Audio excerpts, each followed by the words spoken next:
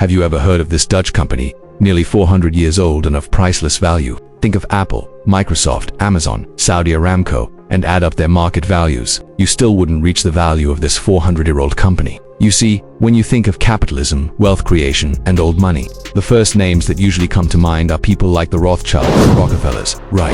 This groundbreaking, quiet little Dutch company wouldn't cross anyone's mind. This company invented the world's first company, the first stock exchange, and the first initial public offering. Even more interestingly, this company still exists. So buckle up. Today, we're going to delve into the strange story of the Dutch East India Company and the House of Orange. I want to take you back to 1580. Something groundbreaking is happening on the Iberian Peninsula. Spain is conquering Portugal in a personal union. Now there are two global powers united under a single monarchy.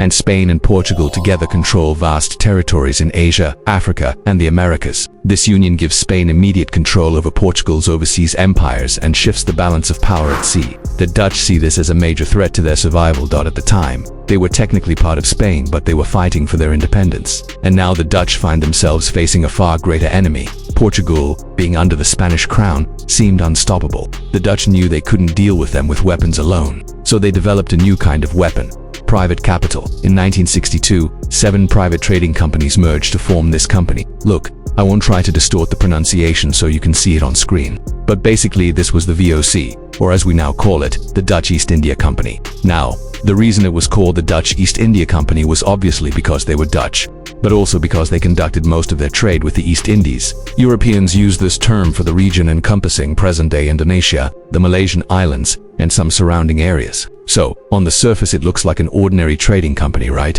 But behind the scenes, it was an economic war machine. It had armed ships, private armies, and forts in various parts of the world. But the most radical aspect of this company was its shares. For the first time, ordinary Dutch citizens could finance imperial expansion and profit from it. Thus, the VOC, without a monarch or raising taxes, could grow on a scale no kingdom had ever achieved before. This was no longer wealth tied to land or titles. This was wealth generated on a massive scale through markets. Now, merchants ran the business. They drew up the plans, but there was someone else who kept the foundation of this company afloat. You see, across the Republic, the House of Orange watched all of this unfold. So what did the House of Orange mean, and who comprised it? The House of Orange was one of the most prominent dynasties at the time, but they didn't possess any kingdom. Meanwhile, please support the channel by liking and subscribing and help us share more and interesting information. Anyway, as I said, the House of Orange had a weak title and a fragile peace in the Republic ruled by merchants. Now, their nobility didn't matter much in this new order. They were squeezed from two sides. The elites of Amsterdam wanted stronger Republican control. Spain wanted to eliminate the dynasty and didn't have the lands to rule, so they didn't have the minds to exploit. During the collapse of this old order, the House of Orange faced a choice: to become insignificant or to adapt. They could no longer rely on feudal lands or gold inherited through succession. All that was left was capital. As you can see, the House of Orange didn't rule the VOC or the Dutch East India Company, but they certainly helped finance it. So, more importantly, they tied their future to it. And this wasn't just a symbolic gesture. Their participation gave them strategic leverage in a merchant republic where inheritance no longer guaranteed power. Decades later, this connection became formalized. I want to mention these two state officials. These state officials were essentially high-ranking officials or judges, and they were named William IV and William V. Now, they were descendants of the House of Orange and they headed both the VOC and the West India Company. Meanwhile, the West India Company primarily traded with the West Indies, which at that time was generally the American continent. Now, as a result, they became among the most powerful men in the country and in Europe. As the company expanded eastward, the family rose to a position far greater than that of nobility. But the dividends were their most powerful weapon. The VOCC, the Republic, it carried the flag, but it also carried the ambitions of a family quietly building an empire. The VOC didn't act like a business. It acted like a sovereign state. That was the point. When your market value overshadowed the GDP of major nations, your private armies were defeating military power. You weren't just another company. You were an empire in your own right. And at its peak, the Dutch East India Company, or VOCC, was worth over $7.9 trillion in today's money. Just for comparison, Nvidia, the world's most valuable company today, is worth about half that. So, during the VOCC's golden age, from the early 1600s to the mid-1700s, over 1 million people set sail from the Netherlands to Asia. They boarded East India ships. These were essentially cargo ships symbolizing Dutch ambition. And they weren't just explorers or settlers chasing their dreams. They were employees of a giant corporation. The VOCC hired sailors, officials, soldiers, and craftsmen to build its trading empires in Ceylon, Java, Bengal, and beyond. This workforce managed the VOCC's ports, protected its warehouses, and negotiated with administrators. And sometimes, they defended Dutch interests at gunpoint. Now, behind these profits was a massive manpower of 1 million people who crossed oceans to serve the world's most powerful trading company. But nothing of this scale happened alone. As you can see, the VOCC's success was built on 3 pillars: a strong charter, the financial elite of Amsterdam, and the strategic support of the House of Orange. Now, the charter I'm referring to carried far more weight than a typical trading license. It was closer to a royal warrant. That is, it encompassed complete control of Dutch trade in Asia. But its control was not limited to that. The company could sign international treaties, raise armies, seize territories, and even govern entire colonies. Every move, despite bearing the seal of the company's board of directors, carried the weight of a sovereign flag. With approximately 150 merchant ships, around 50,000 employees, and its own private army of 10,000, the VOCC wasn't standing on the sidelines. It acted with the self-assurance of a state with sails to make, and it left its mark all over the map. Have you ever wondered how a tiny country like the Netherlands managed to build a massive global empire? It wasn't just with ships and cannons.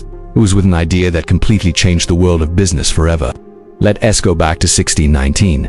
The Dutch captured a city we now know as Jakarta and renamed it Batavia. This wasn't just a simple name change. Batavia became the nerve center of Dutch power in Asia.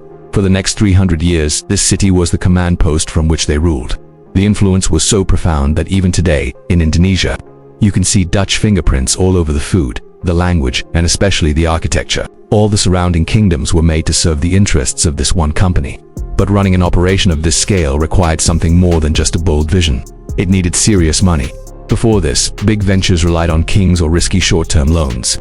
The Dutch East India Company, or VOC, needed a better way. They needed a system where ordinary citizens could invest their money for the long haul, and that's exactly what they created. In August 1602, the VOC opened its doors to the public. For the very first time in history, a company offered its future to everyday people. This was the world's first ever initial public offering, or IP. They had laid out their plans months earlier, in March, with a detailed charter. Once the shares were released, the money started pouring in. Of course, it helped that the same elite families who secretly ran the Dutch cities were behind this push. They made sure that capital flowed like clockwork into Amsterdam's markets and banks. But this raises a fascinating question. What could possibly convince these powerful, competing families to set aside their rivalries and work together for a common goal? The answer points to the House of Orange Nassau. This influential house supported the transformation, but they also depended on it. The political situation at home was shaky. Amsterdam's powerful merchant class was pushing for a more republican government, which left the House of Orange in a tricky position. They had royal ambitions but no actual throne to sit on. And things were even more dangerous abroad. The Catholic superpower, Spain, still saw Dutch independence as a rebellion to be crushed. In the face of all this pressure, the old feudal system just wasn't going to cut it. They needed something new, something revolutionary, and the VOC was their answer. Thanks for watching. If you found this piece of history as fascinating as I do, make sure to like, subscribe, and hit that notification bell for more stories like this. See you next time. How did a tiny, waterlogged country with no divine right, no silver mines, and no vast lands build a global empire? They didn't rely on kings or conquest in the traditional sense. Instead, the Dutch House of Orange pioneered something revolutionary, governing through the market. They decided to create a power base completely separate from land and precious metals. They built financial institutions that made risk predictable. The core of this system, perpetual shares. For the very first time, ownership in a global enterprise could be freely bought and sold. This gave birth to the Amsterdam Stock Exchange, the world's first true secondary market. But the innovation didn't stop there. Investors soon started betting not just on what a company was worth today, but what it might be worth tomorrow. They created markets for speculation and arbitrage, inventing nearly all the tools Wall Street still uses today. Of course, behind the markets and the math, you need one more thing: the fear of missing out, or the shares of the Dutch East India Company, the VOC, became one of history's first great examples of this. From an index value of just 100 in 1602, VOC shares skyrocketed to nearly 1,000 by the 1720s, a tenfold increase. But building a global empire with public money is risky. What if a ship sinks? What if a trade route collapses? The Dutch answered this fear with a legal breakthrough that changed business forever: limited liability. Before this, if a venture failed, investors could lose everything: their homes, their personal property. But with limited liability, you only risked the money you invested. Your personal assets, your family, remained safe. Suddenly, investing became dramatically less terrifying for ordinary people. This is the same concept that separates our personal and business finances today. VOC also issued physical share certificates, stamped and signed, that could be freely traded. For the first time, ownership wasn't tied to royal permission or family inheritance. It was a liquid asset, flowing seamlessly from hand to hand, city to city. This was a revolution in itself. And this financial revolution didn't stay in the Netherlands. It quickly spread across borders, first to Britain and later to America, carried by ideas, institutions, and one very important person, Prince William of Orange. William grew up surrounded by this new financial model, but his real impact came much later. In 1688, England was in crisis. King James II had lost public and parliamentary support. English leaders, desperate for a Protestant ruler, turned to James's daughter, Mary, and her husband, William of Orange. William sailed to England not just with an army, but with a Dutch mindset that capital and governance go hand in hand, and that markets are instruments of power. This event, known as the Glorious Revolution, wasn't just a political shift, it was a financial one. Soon after William and Mary took the throne, England established its own central bank, created public credit, and began financing wars through capital markets, or Dutch innovations, now enshrined in English law.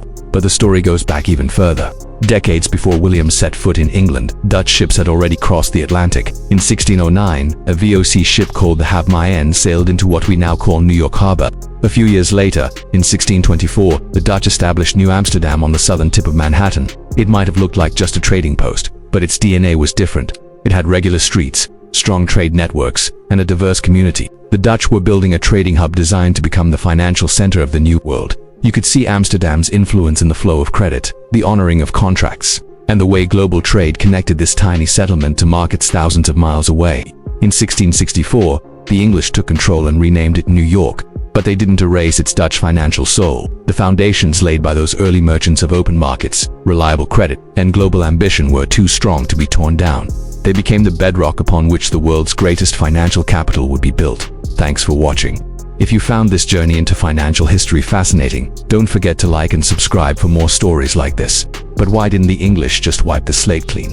Because the Dutch systems worked. Their legal frameworks, financial habits, and commercial traditions were efficient. So instead of replacing them, English practices were blended in, creating a unique hybrid system that quietly coexisted. Meanwhile, back in Europe, a powerful financial axis was forming. By the 1600s, Amsterdam and London had become the two dominant financial centers, each with its own personality.